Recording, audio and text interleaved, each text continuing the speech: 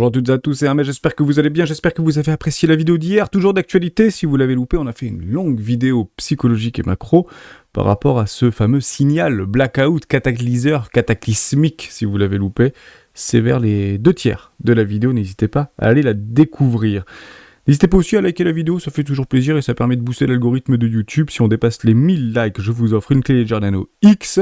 Est-ce qu'on fait une Ledger ou on fait plutôt une autre clé, hein? À vous de me dire dans les commentaires, est-ce qu'on partirait peut-être sur une Trésor?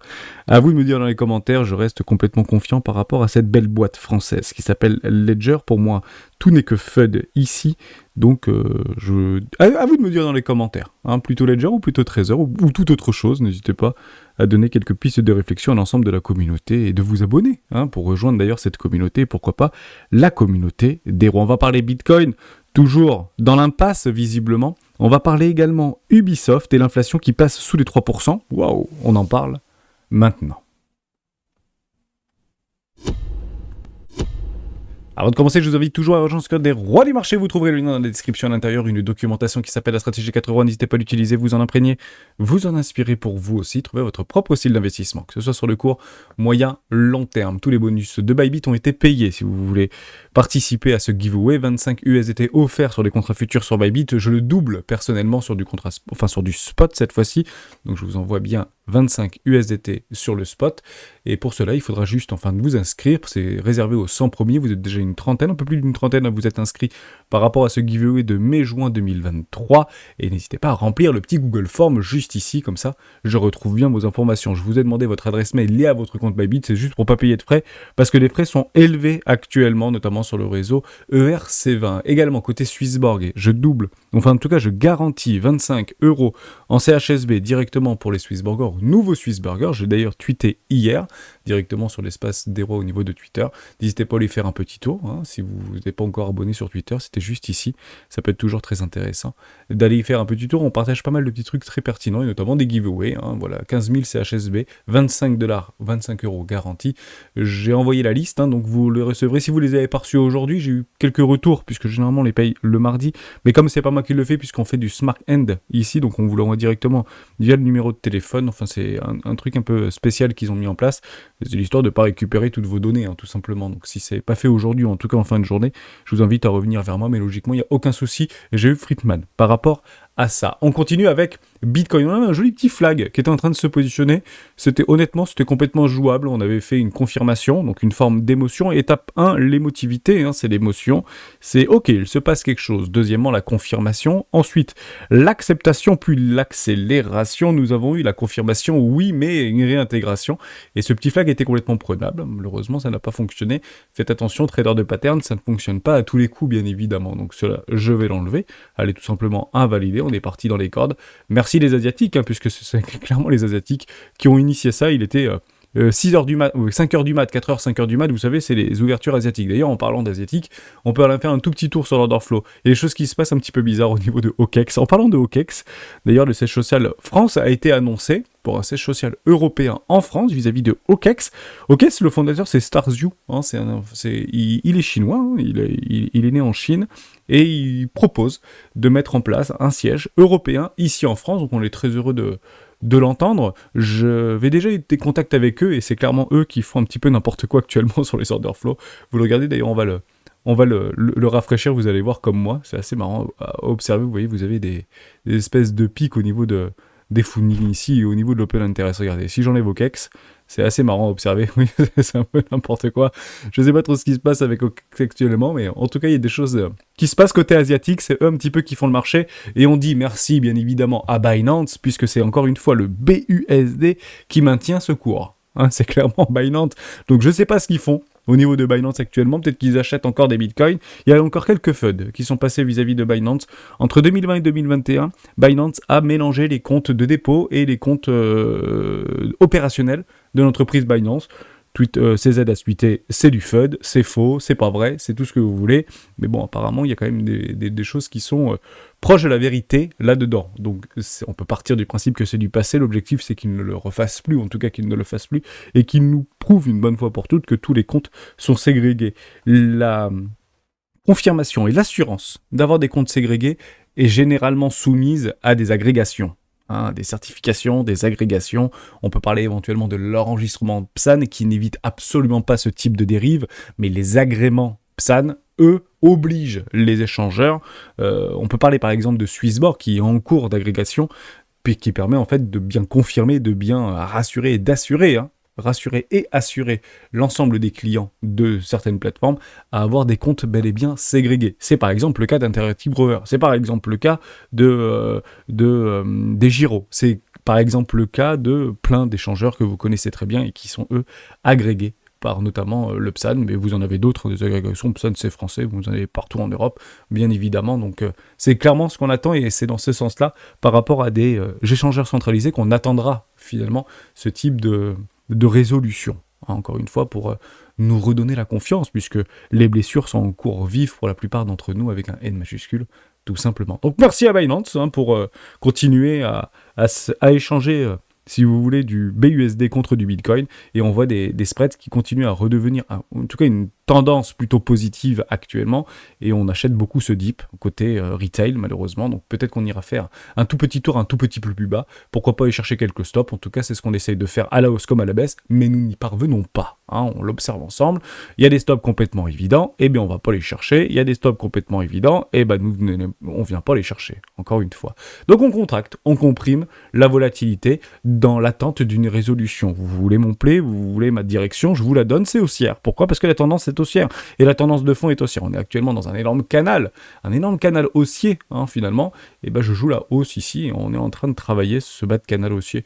D'ailleurs, si vous le faites, on le fait souvent, ça a pas mal tourné d'ailleurs sur le Discord, encore une fois, moi c'est assez simple, des fois on fait, vous savez, on avait travaillé sur cette thématique-là de trendline fantôme, vous savez comment ça se passe, vous prenez une magnifique trendline, on va chercher plusieurs points de contrôle, donc minimum 3 points de contrôle, nous les avons ici de façon assez clair, un point de contrôle, 2 points de contrôle, là je suis actuellement en 4 heures, donc 4 voire 5 points de contrôle, on fait CTRL-C, CTRL-V, on va chercher la mèche basse, donc le précédent creux, c'est super important, et voilà, c'est incroyable, une deuxième touchette, formidable, on va attendre notre touchette, donc maintenant, qu'est-ce que j'attends moi personnellement par rapport à ce cours ? C'est extrêmement simple, d'ailleurs il reste 48 heures jour pour jour pour essayer d'aller gratter les strike price sur les options, notamment côté des rebits, j'attends ça en fait, c'est pas très compliqué, bon, à la base j'attendais plutôt quelque chose comme ça, bon finalement c'est pas ce que je vois, c'est plutôt ce que je croyais, mais je ne joue pas nécessairement ce que je crois, j'attends bien sûr mes confirmations, ça peut prendre un tout petit peu plus de temps, je suis pas complètement contre par rapport à ça, donc est-ce que ça va faire ça ? Est-ce que ça va faire ça pour aller chercher tous les stops ? Est-ce que ça va aller beaucoup plus profondément ? Bon, c'est toujours la même chose, à quel moment je donne mes propres invalidations, ici, sur les 19 700$, sur le précédent creux, ni plus ni moins, donc on peut aller relativement bas. Maintenant on se pose la question, est-ce que c'est jouable ? Pour les traders amateurs, pas forcément, puisque vous savez, nous on aime bien les ratios de 2,5 ou de 3 pour 1.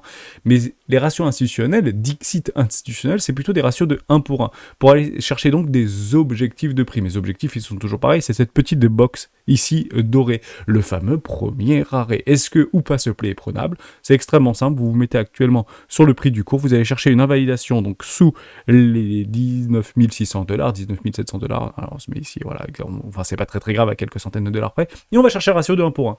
Est-ce que c'est prenable ? C'est parfaitement prenable. Donc on part du principe que oui, ici, les institutionnels peuvent, entre guillemets, si vous voulez, défendre ce prix. Ce bas de range, si vous voulez. Et c'est juste marrant, puisque c'est exactement ce que nous sommes en train d'observer. Donc ce trade est prenable. Oui, pour les institutionnels. Oui, mais prenez bien vos profits lorsqu'ils se présentent. Et à mon avis, il faudra vraiment prendre des profits à partir des 35 000$ si vous êtes toujours en train de long x50 sur les 15 500$. Enfin, ceci étant dit, je pense que ça commence à coûter cher l'histoire. Mais voilà, en tout cas, mes alertes sont toujours positionnées, donc on peut encore une fois s'éloigner des écrans. C'est que du bruit de marché. On travaille sur la spéculation, etc. Mais il se passe strictement rien. Bon, maintenant, je reviens quand même en arrière parce que c'est pas complètement impossible de voir ce type de choses alors. Si on refait exactement cette même fractale, moi je ne la joue pas, cette fractale-là. Je ne dis pas qu'elle est pas possible, je dis juste qu'elle est peu probable. Pourquoi elle est peu probable ? Qu'est-ce qui s'était passé le 10 mars dernier ? Eh oui, c'est ça qui est intéressant. Qu'est-ce qui s'est passé pour que notre Bitcoin, en réalité, fasse un bon petit moins 10% supplémentaire ou moins 11% supplémentaire ? Bon, il s'est passé un truc dramatique. Ça a été la chute de Silicon Valley Bank, le 10 mars dernier. Donc, ce cataclysme, cette incertitude qui a pris le monde à la gorge, de nouveau Lehman Brothers ou nouvelle crise bancaire ou nouveau tout ce que vous voulez, bah ça a juste fait perdre de 10% au Bitcoin. Bon, Bitcoin is a king, Bitcoin est fort. Vous imaginez pour essayer de faire perdre sur des lots 10% qui ont été immédiatement ravalés, on parle de quelques jours, 48 heures ça a déjà été ravalé et puis on est parti faire des nouveaux plus hauts, il a fallu en fait faire tomber une banque de 300 milliards de dollars. Bon, actuellement on le voit là, moi je le vois pas. Donc c'est impossible à jouer, même ce type de play si vous voulez. Ce truc est impossible à jouer. Donc certains pourraient le jouer pour aller chercher des déséquilibres de marché, il n'y a aucun problème avec ça. On pourrait même jouer des espèces de fake-out. Mais pour l'instant, rien ne l'indique. Donc pire encore, ne commençons pas en vous montrant juste ces deux traînes-là qui tournent partout sur Twitter. Et honnêtement, il faut les suivre. Pourquoi ? Parce que c'est réel. Tout simplement, c'est quelque chose que l'on voit, c'est pas du tout quelque chose que l'on croit. Ça reste des obliques et ça reste des trendlines, mais techniquement, rien n'indique que ça va faire un truc comme ça. Donc shorter ici, en attendant... Enfin, c'est impossible de shorter ici. On shorte plus, on achète plutôt les supports. Et ici, on est sur des supports qui tendent à tenir, tout simplement. Donc oui, mais il y a des personnes, peut-être plus ou moins mal attentionnées, qui continuent à nous arrêter le prix. On en a parlé hier, 1 fois, 2 fois, 3 fois, 4 fois, 5 fois, 6 fois, 7 fois, 8 fois, 9 fois. Bon, ma foi, c'est des échangeurs qui disent, moi, je vais pas filer mes options à des personnes qui se sont positionnées sur les 30, sur les 32 000 $. Ça bougera pas des 27 000 $. C'est le max paying price, et le max paying price, on le tiendra. Et le mois prochain, le max paying price, c'est 24 000 $. Dès lors, on peut très bien faire ce type de choses aussi. C'est plutôt, en fait, ce que je jouerais personnellement, pour le coup. C'est d'aller chercher un magnifique flux, un arrachement haussier de l'espoir. Voilà, moi, je vois clairement ce truc, il n'y a pas de problème avec ça. Derrière, on vient TP tout ce qu'on veut, ça fait un peu de FOMO, on a les yeux qui brillent, on n'attend pas les confirmations, on vient de prendre l'accélération, prenez vos propriétés de ce que je présente, prenez toujours ce que le marché vous donne, et puis ensuite, on ira chercher tous les déséquilibres et les gaps qui se trouvent plus bas. Voilà à peu près ce que je pourrais... jouer, en tout cas je le jouerai. Et si ça veut continuer à aller plus haut sur les 42 000 $, c'est formidable. J'espère que mes crypto-actifs préférés seront dans le bon sens et me donneront des 110%. Ethereum, c'est exactement la même chose. On avait d'ailleurs partagé ça sur le Discord d'hier. Je l'ai partagé sur le Discord d'hier. Vous avez été nombreux en fait à le regarder. Bon, on a eu cette émotion, on a vu ce petit breakout ici, vous voyez, boum, breakout, donc émotion, en attendant qu'une confirmation. La confirmation, c'était quoi ? C'était de venir clôturer au-dessus des 1850 $. Mais c'est formidable. On a clôturé au-dessus des 1850 $. Donc nous avons confirmé nos divergences potentielles haussières cachées. Ok, qu'est-ce qu'on attend ? On attend une confirmation. La confirmation, c'est quoi ? C'est une bougie supplémentaire en daily, puisqu'on est en time frame daily actuellement. Mais on l'a pas eu, cette confirmation en bougie daily. Est-ce qu'on l'a eu en 4 heures ? On l'a eu plusieurs fois en 4 heures. Derrière, on se fait ravaler, on veut pas les réintégrations. Nous, ce qu'on veut, c'est quoi ? C'est de prendre l'accélération. Et on peut prendre des stops éventuellement un petit peu serrés. Voilà, ce type de choses. Voilà. Vous êtes en 4 heures, on se met à peu près comme ça, et on va chercher une accélération. Je sais pas trop quoi, mettez votre risque management. On n'a même pas eu une toute petite match, même pas une clôture supplémentaire, on n'a même pas eu d'accélération. Enfin, logiquement, pas un trader a pris ce truc-là. Vous voyez ce que je veux dire ? Acceptation, et après on prend la confirmation, acceptation, et après on prend l'accélération. Et surtout, on prend nos profits quand ils se présentent. Donc, j'aurais très bien pu le prendre, ce truc. C'est des trucs que je prenais, le marché ne m'a pas donné la possibilité, ne m'a pas piégé, si vous voulez, sur ce play-là. Et je leur en remercie, parce que ça peut arriver d'avoir une toute petite clôture de bougie ici, puis là, on fait une grosse réintégration. C'est pas ce qui a été fait, donc logiquement, peu de traders ont dû prendre ce tout petit play ici, alors qu'on avait quelques yeux qui brillaient encore hier, dans la soirée. Voilà pour ça. Inflation. On continue à se dégrader, on passe historiquement depuis maintenant plus d'un an en dessous des 3%, 2,98 vis-à-vis de Trueflation. Voilà, comptez à peu près un trimestre pour avoir en fait une inflation qui devrait retrouver ce niveau-là par rapport à ce qu'on peut observer vis-à-vis de la Fed, vis-à-vis de l'inflation du CPI que regarde la Fed, ou en tout cas le CPI. Comme on appelle ça, roi, si vous voulez, le CPI que tout le monde regarde, enfin, c'est le vrai CPI du calcul de la Fed, si vous voulez, ou du gouvernement américain. Il faut compter à peu près un trimestre pour retrouver ça, donc ça devrait chuter assez fortement. Et je suis curieux d'observer le CPE Core vis-à-vis de cette fin de semaine, donc vendredi. Vous aurez aussi les minutes de la Fed par rapport au compte rendu du FOMC du mois dernier à 20h aujourd'hui. Ça devrait avoir un petit peu de volatilité à la hausse, à la baisse. Faites attention à vos stops puisque vous avez le compte rendu. C'est donc aujourd'hui à 20h. C'est 3 petites étoiles sur 3 vis-à-vis de ce qui s'était passé lors de la précédente réunion de la Fed, tout simplement. Donc est-ce qu'on va avoir une forme d'assouplissement, peut-être un langage peut-être un petit peu moins agressif, avec une vision peut-être. Je pense qu'il n'y aura rien de tout ça. Je pense qu'on verra au doigt mouillé.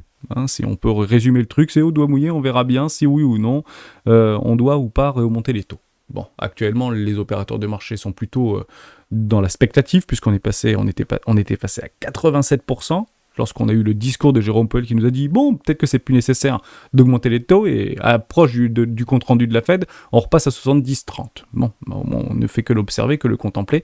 Donc, encore une fois, quelques incertitudes. Je vois aussi beaucoup de personnes qui nous expliquent que sur les indices, et notamment sur les actions tech, etc., qui, attention, attendez-vous à de la volatilité. Non, je ne m'attends pas de la volatilité. Pourquoi ? Parce que la volatilité est toujours adjacent vis-à-vis du VIX. Et le VIX, actuellement, il est dans les chaussettes. Donc, non, moi, je ne m'attends pas à un retour du VIX, pas du tout. Hein, je ne m'attends à rien du tout.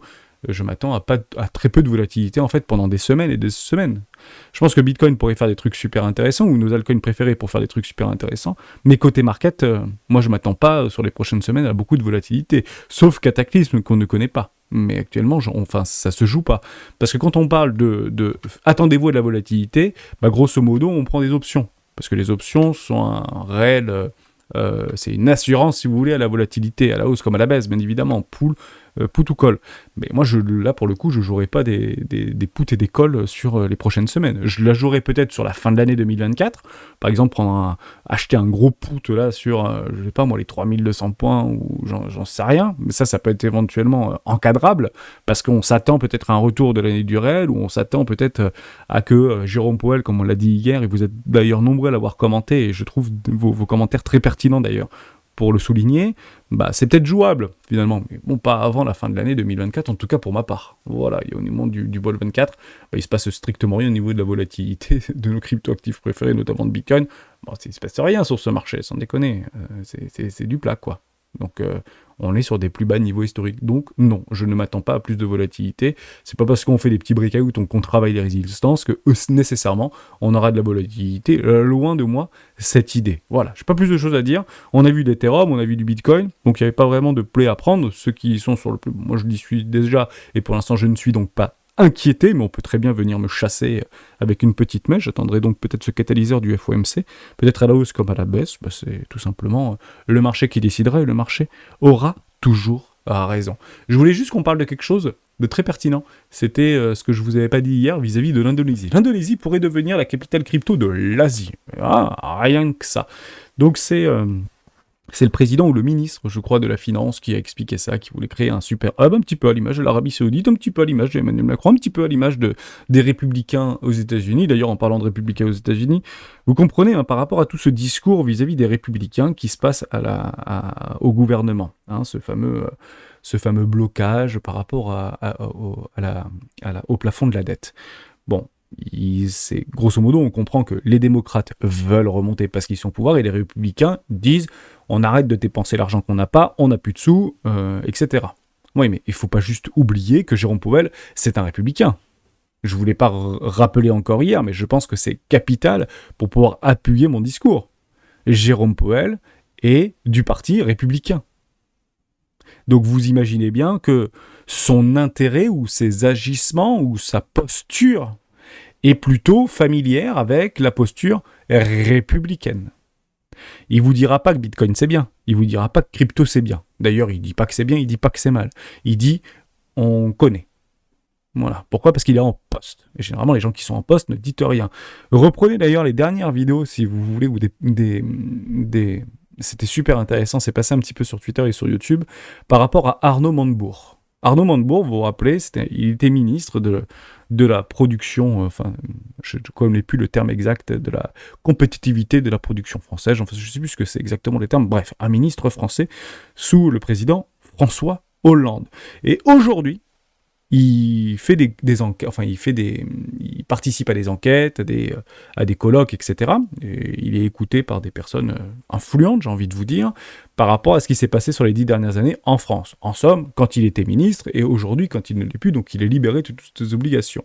C'est incroyable à quel point tout ce qu'il dit déborde de vérité, alors que lorsqu'il était ministre, il était pieds et poings liés.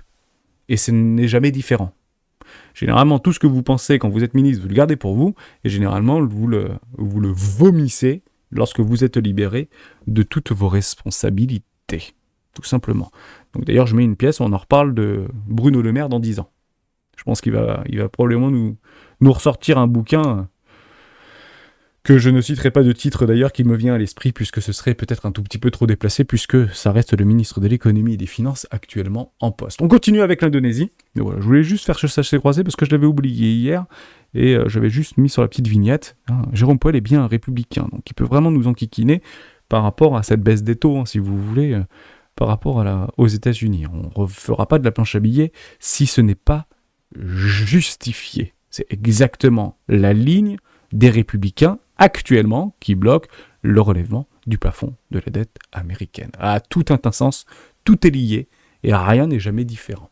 En somme, l'Indonésie pourrait donc devenir la capitale crypto. Ok, c'est pas ce qui s'était passé en fait il y a encore quelques temps. Bali, futur paradis des cryptos, l'Indonésie veut lancer un échange crypto soutenu par l'État. Donc moi, quand je vois un échange crypto soutenu par l'État, ça veut dire qu'ils savent tout de A à Z de ce qui se passe avec des KYC, de qui détient quelle quantité de crypto-monnaie, etc., etc., etc. Et il est évident que seul échangeur, entre guillemets, si c'est soutenu par l'État, ça veut dire qu'il y a des garanties et des assurances par l'État, donc vous imaginez bien que beaucoup d'Indonésiens iront plutôt sur cet échangeur pour, encore une fois, un petit peu comme une bande publique, si vous voulez, on peut presque l'imaginer comme ça, pour être finalement toujours pieds et poings liés, pour gommer nos libertés. Je vous prends un exemple, ça ne me surprendrait pas que ce type d'échangeur, arbitrairement ou de façon,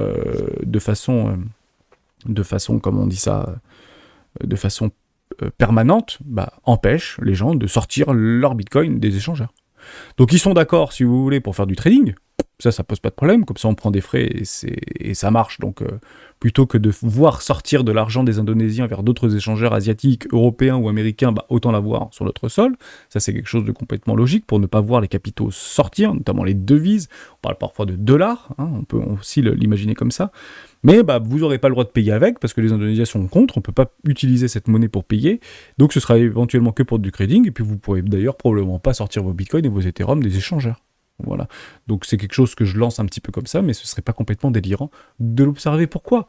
Puisque en fait l'Indonésie vise à la mi-mars de lancer un nouveau... Ok, ça on l'avait vu, ok. Suite à la chute de FTX, l'Indonésie va réguler encore plus fortement les crypto-monnaies. Ça c'est quelque chose qui était sorti le 16 novembre 2022. Et honnêtement, ils n'étaient pas crypto-friendly à ce moment-là. Vous avez d'autres news qui s'étaient passées encore il y a quelques temps. Interdiction de vente de crypto-monnaies, l'Indonésie suit les ONG. Donc on reprend par exemple l'intervention du président Doge fait suite à des appels envoyés à des organisations non gouvernementales islamiques. En effet, ce sont au total pas moins de 3 organisations islamiques qui ont émis un fatwa, un avis religieux donné par un spécialiste de la religion islamique pour déclarer l'utilisation des crypto-monnaies comme haram. Eh ouais. Donc pour certains groupes, si vous voulez, islamiques indonésiens, je vous donne juste une piste de réflexion. L'Indonésie, c'est 88% de musulmans. Donc ces groupes d'organisations islamiques proches du pouvoir ont déclaré l'utilisation des crypto-monnaies haram. Pas bien. Donc grosso modo, on pourrait presque considérer à cette époque, et à cette époque c'était en 2021. Donc les Indonésiens musulmans qui utilisaient des crypto-monnaies ou qui tradaient les crypto-monnaies, qui payaient avec des crypto-monnaies, étaient potentiellement considérés comme des mécréants. Tout simplement. C'est super important. Autrement dit, fatwa déclare les crypto-monnaies comme interdites par l'islam. 88% d'Indonésiens sont musulmans. Eh oui, c'est quelque chose à prendre en compte. Donc pour certains, j'ai envie de vous dire que si on prend un peu l'Arabie Saoudite, si on prend un petit peu ces pays-là où l'islam est très présente, à la fois dans le droit et dans la loi et dans leur constitution, pour eux c'est plutôt halal, et pour d'autres c'est plutôt haram. Il y aura bien sûr très probablement un consensus et une discussion qui sera mise en place, mais ça ferait probablement mal à l'univers crypto si l'intégralité des organisations musulmanes islamiques au pouvoir ou proche des pouvoirs décidaient du jour au lendemain que toute crypto ou toute crypto-monnaie était considérée comme haram. Ce serait quand même super dommage. Je sais qu'il y a beaucoup de musulmans qui m'écoutent au quotidien.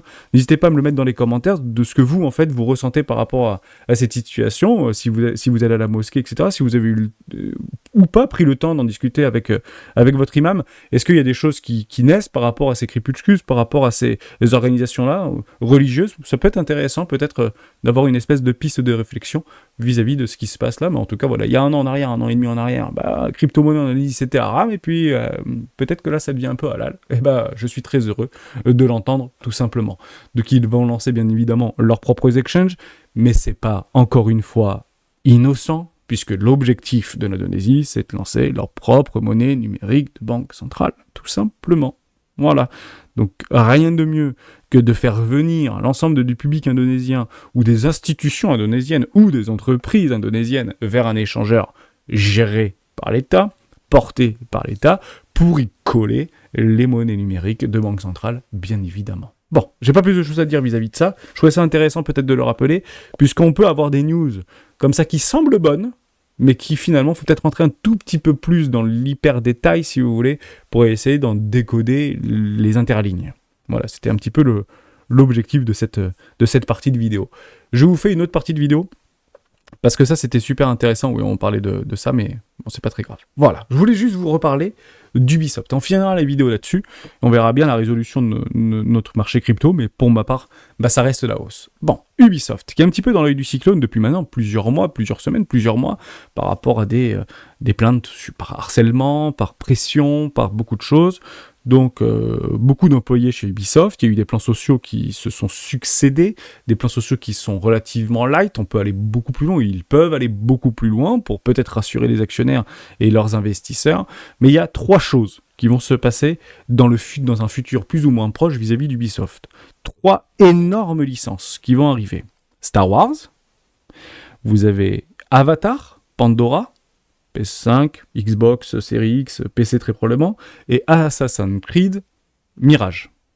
Donc 3 très grosses licences d'Ubisoft qui sont probablement pour sauver Ubisoft. Donc on attendra pour savoir si oui ou non ça va marcher. Quand je vous dis ça, et qu'on a de plus en plus de news, des bonnes news par rapport à Star Wars, par rapport à Avatar, qui a dépassé allègrement les attentes du box-office. Si on parle de Assassin's Creed Mirage, d'ailleurs dans Assassin's Creed Mirage, on parle ici de retourner vers les sources, de retourner aux sources, par rapport au succès, notamment de Assassin's Creed Unity. Assassin's Creed Unity, ça a été l'Assassin's Creed le plus vendu, si vous voulez, par Ubisoft. On peut reprendre aussi des codes de Assassin's Creed 2. Assassin's Creed 2 qui est aujourd'hui avec, je sais plus lequel, Brotherhood, je crois, je sais plus. C'était lequel, Flag, ou qui était, bon, en tout cas, un des meilleurs jeux Assassin's Creed était Assassin's Creed 2.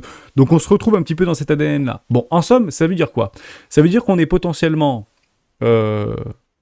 assez confiant pour dire que si ça marche bien au niveau de ces jeux-là, Ubisoft va pouvoir retrouver des couleurs. Bon, je vais essayer d'aller encore une fois un tout petit peu plus loin par rapport à ce narratif-là, puisque j'aime bien vous pousser un petit peu dans vos retranchements par rapport à vos exceptions. Oui, la zone est bonne sur Ubisoft. Je ne dis pas du tout le contraire, puisque vous êtes nombreux à m'en parler, donc avec grand plaisir d'en parler. On rentrera aussi dans les marchés plus traditionnels. Pour dimanche, je vous prépare une vidéo dans ce sens-là, il n'y a pas de problème. Bon, on est entre une première classe et une classe éco, donc pour un investissement 1, même à l'aveugle, je suis dans le train, je peux me positionner. Personnellement, je préfère avoir les acceptations. Vous savez, confirmation, acceptation, et je prendrai potentiellement l'accélération. Et j'aurais préféré, moi, personnellement, acheter au-dessus des 30 $. Mais aux 30 €, c'est très personnel, où j'attendrai un tout petit peu plus bas. Il faut revenir un petit peu dans le passé. Qu'est-ce qui s'était passé, finalement, vis-à-vis des différents Assassin's Creed? La sortie d'Assassin's Creed, c'était en novembre 2017. Toujours les Assassin's Creed sortaient en novembre. Pourquoi? Parce qu'il y a les fêtes de fin d'année, les fêtes de Noël, et les plus gros résultats finalement trimestriels, c'est le mois de mars, si vous voulez, par rapport à Ubisoft. Sauf que là, le trimestre d'Ubisoft, ça a été un cataclysme financier sans précédent, puisqu'en fait, ils enregistrent une perte sur l'année 2022 de près de $1,5 milliard. C'est une des plus grosses pertes d'Ubisoft depuis sa création. Donc il est normal que le marché ne réagisse pas très bien, si vous voulez, à cette nouvelle-là.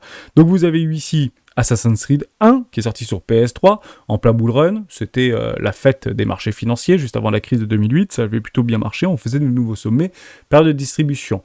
Et ça a tellement bien marché au niveau d'Assassin's Creed. Rappelez-vous, si vous étiez gamer, je l'étais personnellement, j'ai joué à Assassin's Creed sur PlayStation 3. C'était même à Carrefour, on pouvait jouer à Carrefour ou au Auchan. C'était avec des super... des trucs juste incroyables, des têtes de gondole habillées, machin, Assassin's Creed. Je sais pas si vous vous en souvenez de cette effervescence-là, cette hype autour d'Assassin's Creed, c'était juste dingue. Bon, bah ça a été une super hype pour pouvoir distribuer pendant l'hiver, si vous voulez. En tout cas, de l'hiver jusqu'à l'été. Et puis derrière, on est parti chercher la crise et tout ce que vous voulez. Donc ça a été des plays très intéressants pour pouvoir se décharger, si vous voulez, des actions pour celles et ceux qui avaient acheté les magnifiques W Weekly dans des Weekly, dans un magnifique W mensuel confirmé, accepté, accélération. Et oui. Ensuite, vous avez Assassin's Creed numéro 2, considéré comme un des jeux qui est sorti donc cette fois-ci sur PlayStation 4, un des premiers sur PlayStation 4, et vous voyez que ça a été un des meilleurs jeux, un des jeux les plus attendus, et bah c'est By the Rumor, Sell the News en fait. Finalement, on a continué à décrocher, et on se retrouve en 2014 avec le jeu Assassin's Creed Unity le plus vendu. Et comme ça a été un des jeux les plus vendus, où ça relançait toute, si vous voulez, la franchise Assassin's Creed d'Ubisoft, même si Ubisoft n'a pas que du Assassin's Creed, mais ça reste leur fleuron, si vous voulez, c'est leur tête, leur cheval de bataille. Si vous prenez Disney, le cheval de bataille, c'est Marvel. Ils ont racheté Marvel, Star Wars également, mais Marvel, c'est la poule aux œufs d'or de Disney. On est bien d'accord avec ça, c'est super important de le comprendre. Donc les opérateurs de marché ou les analystes se projettent sur les prochaines sorties pour dire Assassin's Creed n'est pas mort, Assassin's Creed la révolution, après vous avez du Assassin's Creed Origins, Assassin's Creed tout ce que vous voulez, qui s'est passé en Égypte, etc. Bon, c'est la fête, c'est la folie, et puis on continue à aller to the moon. Confinement aide et tout ce que vous voulez, et puis c'est super. Mais qu'est-ce qui s'est passé entre 2009 et ici 2018, si vous voulez? Et en fait, c'est tout de suite corrélé par rapport à la vente de PlayStation. Ben oui, PlayStation, 120 millions d'unités vendues au niveau de la PS4.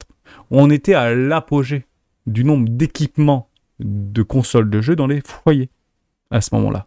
Ce qu'il faut juste comprendre, c'est que c'est 3 grosses licences qui vont arriver. Donc Avatar, le prochain Star Wars, soi-disant monde ouvert, et Assassin's Creed Mirage sortiront très probablement sur PC, sur Xbox Series X et sur PS5. Sauf qu'aujourd'hui, combien il y a de PS5 à travers le monde? 33 millions, 34 millions. VS 120 millions de PS4 si vous voulez. Et c'est pareil à peu près pour l'ensemble des nouvelles consoles de jeu. Donc votre marché est beaucoup plus restreint. En somme, votre jeu, vous ne devez pas le payer 80 balles. Le jeu, pour avoir une même forme de rentabilité, il faudrait presque le payer 240 balles. C'est ça la vérité. Pour avoir éventuellement essayé de combler par rapport à une baisse de volume, si vous voulez. Pas de valeur, mais vraiment de volume. Si les jeux sont plus chers, c'est pas pour nous embêter. Les jeux sont plus chers parce que les gens sont moins équipés. Tout simplement. Et aujourd'hui, j'ai presque envie de vous dire que les gros studios comme Ubisoft, ou les gros studios comme Electronic Arts, ou les gros studios comme Square Enix qui se défendent très bien. Pour être tout à fait honnête avec vous, d'ailleurs, ils ont annoncé que Final Fantasy VII, l'épisode 2, je vous en parle parce que j'ai beaucoup ces conversations avec mon frère qui est passionné de jeux vidéo. Il suit Julien Chiez, etc. Enfin, c'est un grand passionné. Ne sera finalement pas sur PS4 parce que c'est pas possible de le maintenir sur PS4, donc il sera automatiquement sur PS5. Donc il faut juste en fait essayer de prendre du recul.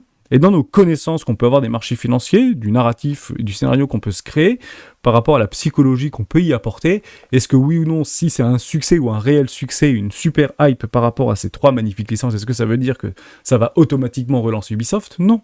Pourquoi? Parce que le marché du jeu vidéo et des consoles de salon est en déclin. Eh ouais, il est en déclin, que ça nous plaise ou non. Si vous prenez ici la PlayStation 4 qui a formidablement bien fonctionné, c'est pris quand même pas mal de tartes par rapport à la Nintendo Switch. La Nintendo Switch qui a été, pendant les 3 dernières années, la petite console de jeu pour les enfants la plus vendue. Vous imaginez bien que ce serait pas cohérent d'avoir un Assassin's Creed Mirage interdit aux moins de 16 ans ou interdit aux moins de 18 ans sur une Nintendo Switch. Restons cohérents, s'il vous plaît, bien évidemment. Donc vous voyez bien que même Xbox Series X, c'est presque... D'ailleurs, Spencer l'a dit, a été un échec finalement par rapport à leurs prétentions, leurs objectifs qui n'ont pas été atteints. PlayStation 5 ont réussi à atteindre leurs objectifs, on est très content pour eux, donc Sony très content pour eux, mais ce qu'il faut juste comprendre, c'est par rapport à ces magnifiques licences qu'on est en train de parler. Déjà, la console de salon est en déclin. Plus ou moins collé avec les PC, etc. Je dis pas complètement le contraire, sachant qu'ils essayaient de faire des exclusivités hors PC. Aujourd'hui, on voit bien que c'est plus possible de créer des AAA, voire des quadruples A si on exclut le PC. Mais c'est très difficile de faire des jeux vidéo pour le PC et les consoles de jeux de salon. C'est super compliqué, en fait, parce que on le voit, ça bug de partout. en fait, quand vous avez éventuellement des espèces de portage entre les consoles de salon et les PC. Je dis pas que ça ne tendra pas à s'améliorer, je dis juste que ça fait très longtemps qu'on connaît l'histoire et ça fait très longtemps qu'on revoit et on répète la même histoire. Vous avez quand même une grosse problématique par rapport au temps qu'on va passer derrière ces jeux vidéo. C'est aussi le problème des jeux mobiles. Et ça, vous avez en fait une visibilité par rapport aux 50 dernières années, par rapport au monde et au marché du jeu vidéo. Regardez ce qui s'est passé quand on parle de Assassin's Creed par rapport aux nouveaux ATH vis-à-vis d'Ubisoft, etc. Donc c'était juste avant la crise bancaire, donc 2008, avec le fameux Assassin's Creed 1, là on prenait des profits. En réalité, vous n'avez pas encore beaucoup de jeux mobiles, etc., compris quasiment les 2 tiers du gâteau, si vous voulez. Et malheureusement, quand vous avez des magnifiques jeux en AAA ou quadruple A, parce qu'on est en train de plus en plus de parler des quadruple A aujourd'hui, qui ne sont pas disponibles sur mobile, ça vous grignote une énorme part de ce gâteau, puisque ce gâteau, ce ne sont pas forcément les plateformes que vous allez utiliser, mais le temps que vous allez y allouer. Aujourd'hui, le plus grand concurrent de PlayStation, c'est Netflix, si vous voulez. Il faut juste le comprendre comme ça. Ou le plus grand... le plus grand concurrent de Netflix, c'est YouTube, si vous voulez. YouTube, c'est Netflix, encore une fois, vous voyez. Aujourd'hui, on n'est plus dans une quête de croissance par rapport au nombre de ventes ou par rapport au nombre de tout ce que vous voulez, puisqu'aujourd'hui, leur qualité n'est plus approuvée. C'est notre temps qu'ils veulent. Et coûte que coûte, ils veulent notre temps. D'ailleurs, toutes les applications de réseaux sociaux, etc., sont aujourd'hui calées pour essayer de nous capturer, pour essayer de nous coller. Les scrolls, les machins, les trucs, les petites vidéos courtes, ça fait rire, ça fait pas rire. On voit un petit ourson et puis après derrière on voit une mamie qui se prend une tatane ou j'en sais rien. Et puis après vous voyez un accident de vélo et puis juste à côté vous avez un mec qui fait un flip en roller et qui s'explose la tronche par terre. Et puis si vous restez plus de 3 millisecondes devant cette vidéo, ça veut dire que ça vous plaît. Donc vous allez voir 7 vidéos qui suivent, intercalées avec 3 publicités d'un mec qui fait un backflip en roller qui s'éclate la tronche 2 fois plus fort. Jusqu'à temps que ça vous lasse. Tout simplement. Donc vous avez compris un petit peu cette idée-là. Donc je mettrai donc moi personnellement des réserves par rapport à Ubisoft, parce que ce n'est pas parce qu'il y a une forme de hype, ce n'est pas parce qu'il y a une forme de hype qui serait en fait en train d'émerger, que ça veut dire nécessairement qu'on va repartir sur de nouveaux sommets. Il y aura du temps. Et le temps appelle le temps. Vous ne ferez pas les mêmes résultats financiers, et c'est juste quelque chose à comprendre, en passant d'une PS4 à une PS5 alors que le marché est 3 fois moins grand. Si vous voulez, en termes de volume, pas forcément en termes de valeur, puisque les jeux vidéo sont bien évidemment plus chers, mais vous faites beaucoup moins de rentabilité puisque vous en vendez beaucoup moins. J'espère que je vous ai aidé par rapport à tout ce narratif-là.